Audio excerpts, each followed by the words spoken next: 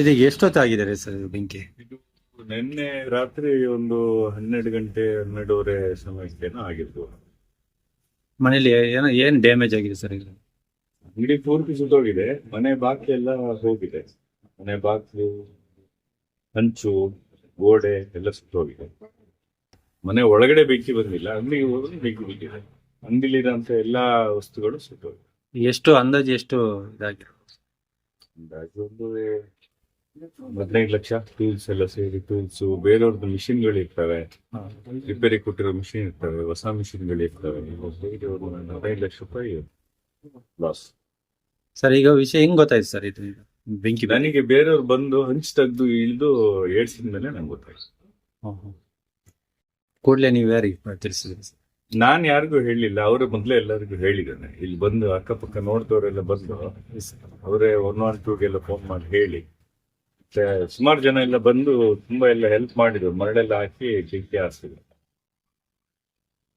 ವಿಷಯ ಹೇಗೆ ಬೆಂಕಿ ಹಚ್ಕೊಂಡು ಅಂತ ಗೊತ್ತಿಲ್ಲ. ಹೆಂಗೆ ಅಂತ ನಂಗೂ ಗೊತ್ತಿಲ್ಲ. ನಾನು ಮಲಗಿದ್ದೆ, ಆಗಿತ್ತು ಅವಾಗ ಆಗಿದ್ದು.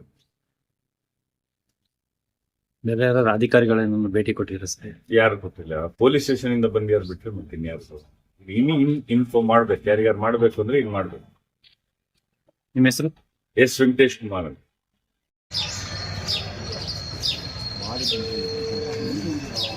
ಮನೇಲಿ ಯಾರು ತಂದೆ ಅವ್ರದ್ದು ಮನೆ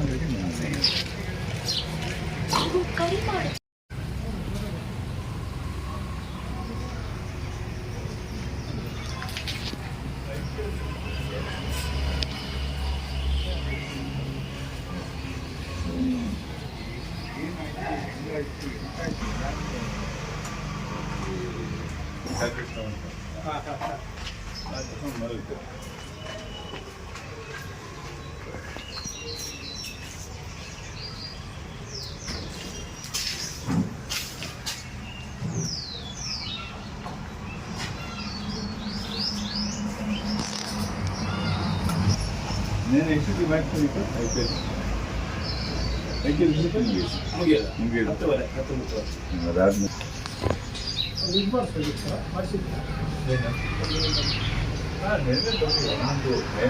ಫೋನ್ ಮಾಡಿ ಅದು ರಿಲೀಸ್ ಆಗ್ಬಿಡ್ತು.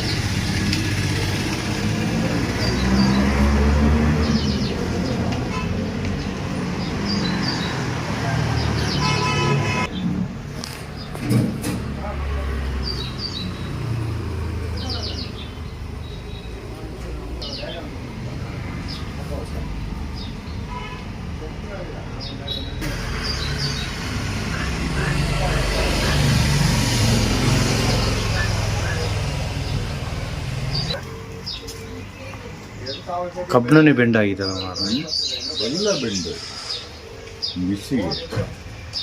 ಸರ್ ಕಳಿಸಿದ್ದೀರಾ ನಂಬರು?